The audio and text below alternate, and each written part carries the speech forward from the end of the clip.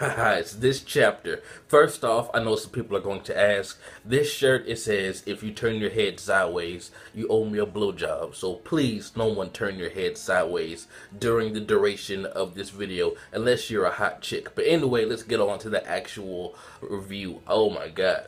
This chapter completely blew my mind. Like, when Luffy and Law switched places, I was like, what the fuck did I just see? Like, did he transform into him? I was like, what? I really had to go back and look at that like 3 or 4 times. But, I mean, Law's room was so fucking huge, man. I had no idea it can get that big. But regardless of all the epicness that Law did, it still did not work against Doflamingo. I mean, Doflamingo was surprised, obviously. I mean, we got some blood coming out of his mouth. He did some damage, but he can repair himself. Talk about an OP power, man. And we all knew it was going to be left up to Luffy by the end anyway, but I really kind of wish that Law could have done more damage, because Doflamingo, he messed up his life, man, and he deserves to get his ass whooped by Law for the Corazon thing. But the end, the last page, got me so fucking hyped, man. I mean, Luffy using the top of his foot to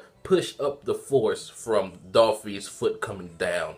That's a humongous feat, because Dolphy, he's a pretty big dude, and Luffy just did it so nonchalantly. Like, he's not even straining to hold up this huge guy, and he's looking him directly in his eyes like, I'm about to whoop your ass, bitch. I'm about to, I just cannot wait, bro. But yet another badass in the anime has lost an arm. I'm like, damn, maybe since he has the Oppi fruit, he can reattach it somehow.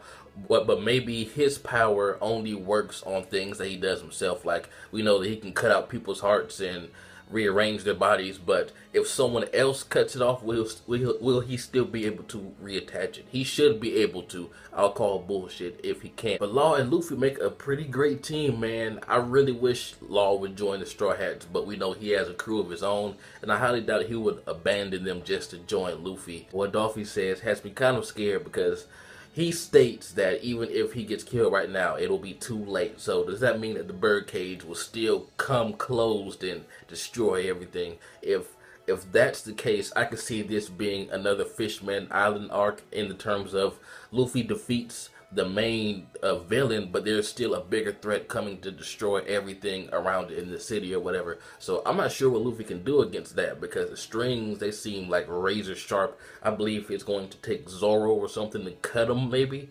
But I don't know, maybe a well-placed elephant gun. Maybe he pulls out a Red Hawk elephant gun or something like that. A flaming, huge armament fist. That would be epic. But I'm pretty sure that one of the Straw Hats, probably Luffy, is going to be the one to deal with the cage, because after Doflamingo is beaten, I highly doubt it's just going to disappear or dissipate. It may, but just on what he said made me believe that it's like a thing that's going to happen regardless.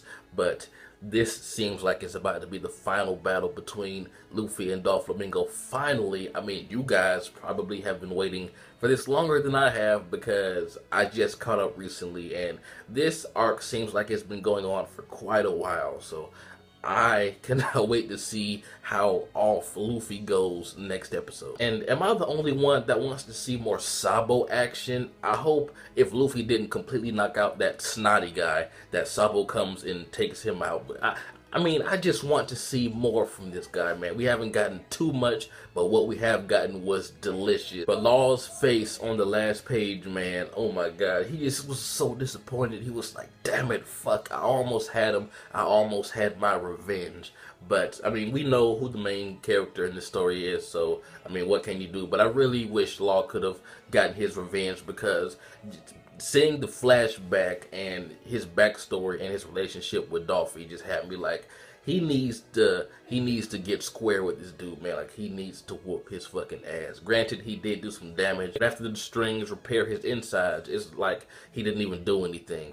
Because, I mean, if the strings can repair his organs to the point where they're like brand spanking new, then that could be like a big fuck you to what Law did this episode. And I really just don't want that to be, but maybe Luffy can beat his ass before the repairs are complete. I hope so, because, I mean, Law, that was an ingenious plan, man. It really caught me off guard. I was so confused at first. I'm like, this dude is a brilliant tactician too. Like, how many epic characters can this manga slash anime throw out at me like this? Anyway, I foresee this battle lasting another 2, maybe 3 chapters, but this seems like the climax of it. Like, it's about to end finally, because I mean, Luffy, there's no one in his way. The snot dude, I mean, it's just him and Doflamingo right now.